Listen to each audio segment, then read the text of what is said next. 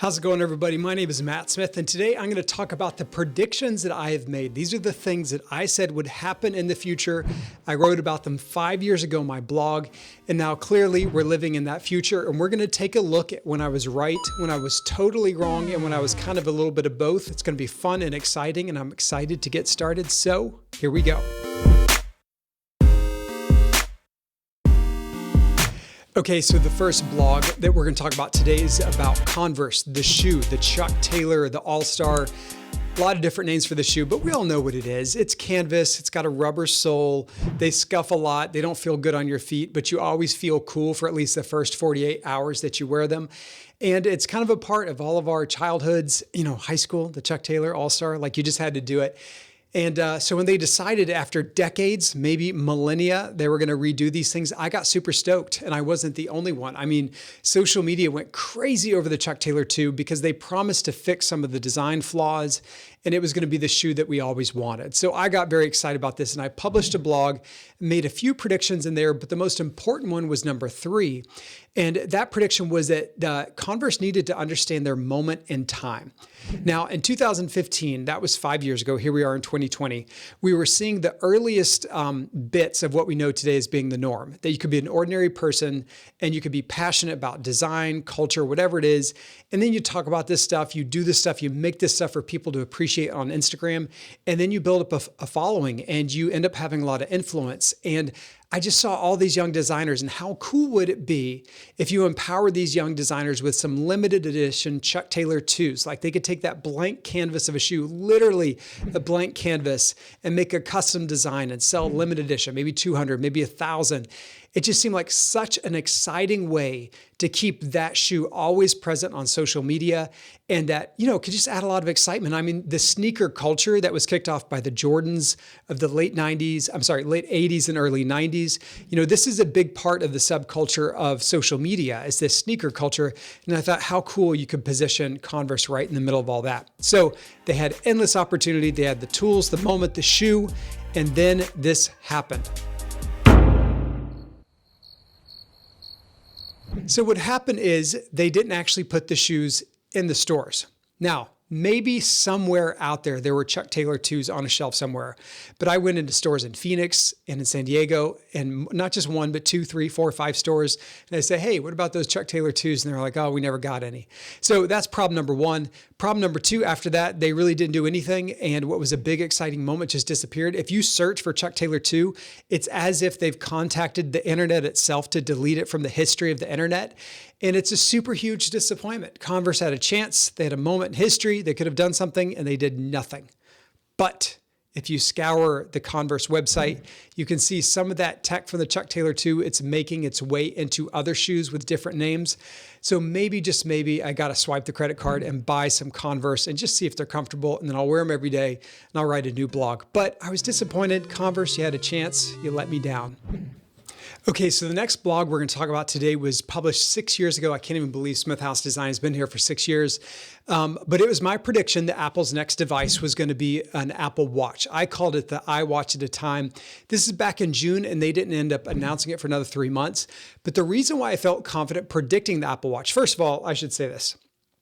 Everyone has been predicting a computer on your wrist since the beginning of time, right? Like this is part of science fiction culture. You got to have like a computer on your wrist. So I'm one of millions of people that were predicting that this would happen. But for me, what seemed most compelling on this one is that Apple was going super hard on security of every new operating system. And they kept on talking about over and over and over again how secure they are. And to me, that signals two things. One is health, and then the other is finance. They're going to get into money and they're going to get into healthcare. And so that was the first thing that made me look at this very squarely and say Apple's going to do something different. Also because the Fitbit was so popular, and of course it was doing very well. And I thought, Apple could step in and do something very good. So the first blog that I wrote in this 3-part series was just suggesting, like, listen guys, the Apple Watch, the iWatch is coming, and it's going to be awesome, and it's going to do some great things so that we're not constantly staring at our phones in public. We're going to get messages, we're going to get some fun alerts, calendar invites, all those things on our wrist. wrist so we can be elegant, we can be confident in public again. So I don't know if it actually pulled that off, but I made the prediction, and then a few months later, they introduced the Apple Watch. So I was right that it was coming, but a lot of other people were right too. It doesn't really matter that much. So in part 2 of the blog series, I went really hard on this idea of Apple getting into healthcare. So not just about fitness, tracking your laps around, whatever, but really into healthcare. And I basically made a case that healthcare, of course, is where we spend a lot of money. Like, that's no secret. And it always seems to be perpetually broken. There's always new legislation, there's new tech, there's new medicine. Everything is supposed to solve the problems of healthcare, but it never seems to work. And one of the patterns I had seen with Apple is they always go into a well-funded industry that's completely in disarray and they fix everything. I mean, the iPhone, maybe that's an example of that was more of like a groundbreaking thing. But if you look at the iPad helped saved a lot of publishers in a time where magazines and newspapers were going away very quickly. So Apple does this, for music, right? Like, people were pirating music and they created iTunes and the iPod. This is 20 years ago, and it saved what was left of the music industry that we remember from the late 1900s. I can't believe I'm saying this stuff out loud, but Apple does this. They look squarely at where there's chaos in the economy and they go in with a lot of promise. So I suggested that the Apple Watch is going to be a very advanced technology device that's going to help healthcare in a lot of ways. And that once you open up to all the developers who develop the apps for the phone and the iPad, and now the Apple Watch, who knows what could happen next. So that was my prediction, and I would say that's pretty much on point. The Apple Watches have not been universally adopted by hospitals or healthcare providers, but this is central. I mean, here we are amidst the COVID-19 pandemic, and when Apple did their big event in late summer of 2020. The Apple Watch, the central story that led their big presentation 6 years after I published this blog, was about how the Apple Watch was saving lives. That, like, the technology that people invested in, that the developers created, was actually saving lives. And if you actually go into apple.com and you take a look at the Apple Watch, the entire page is led with "the future of healthcare is here. The future of healthcare is on your wrist." So in the beginning, this was a sporty thing. Keep in mind, when this thing first came out, it was about getting better at your track speed or something. But now this is very much about healthcare. How much of that is circumstantial because of COVID-19? I don't know, but it's very clear that Apple is going aggressively but patiently into the healthcare field. So I was right on that one, and we'll see where this one takes us. Okay, embarrassing moment. I wrote these things so long ago, I forgot it was a 4-part series. So number 3 was about releasing the designers. I was a little bit jealous about how much creativity that a musician could have because of iTunes. And I wanted that same sort of thing for the Apple Watch, that people could, create beautiful faces to their watch. And how cool would it to bring about a new era of design with that? And this is all about the discussion about that technology that's wearable doesn't mean that people will wear it. This is why wearable tech really went nowhere for so many decades. So Apple had to really keep design central, which of course they've done. Every new Apple Watch has a new wristband, some sort of new bling or flare or something like that. And then also I talked about how important it was that they learned from the history of the automatic watch, like the niche luxury diver watches from the 60s and 70s. I know you probably don't care about this, but if you check out the blog, I've got an image and I'm like, hey, see these watches? People like this look. Make sure we have this look now with Apple Watch. And magically, here we are 6 years later. If you look at a lot of the most popular faces to Apple Watches that you see so much, all of them take inspiration from those diving watches from the 60s and 70s. So part 4, nailed it. Okay, so in the final blog of this series, Apple actually announced, so I had predicted that the Apple Watch was going to come about. I talked about its importance to healthcare.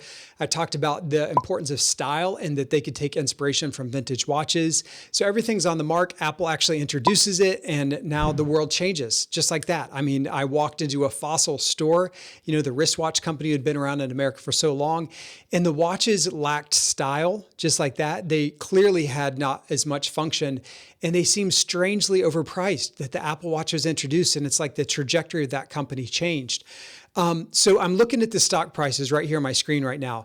And it looks like when this blog came out, so when the Apple Watch came out, it looked like stock prices were trading at about $115 per share. You can look at it exactly, $115 per share. The Apple Watch comes out and then stock prices drop. And here today, we are at $5 per share. So $115 per share down to $5. So my blog literally in the title said, "Goodbye Fossil." And I haven't looked at what they're trading at, really since I published the blog. If I were smart and really believed in myself, I would have shorted that company and made a lot of money. But apparently I'm not that smart. I don't know. Something went wrong there. But overall, I would say the 4-part series that I wrote about the Apple Watch was pretty on point. And I'm excited that Apple really made good on what a lot of people like me hoped that they would do. Because in the end, I didn't control Converse, I don't control Apple, but it sure is fun when you dream big for someone else's company and they actually bring those dreams to life and even exceed your expectations. So I hope you enjoyed today's video. If you like this video, smash that like button, subscribe, let me know in the comments what you like, what you didn't, what are the topics you want us to address in the future. I enjoy making these videos, I enjoy sharing my passions, and I hope you enjoy listening and learning. If you want to be a part of the conversation, if you think I'm way off, let me know. Let's have a discussion.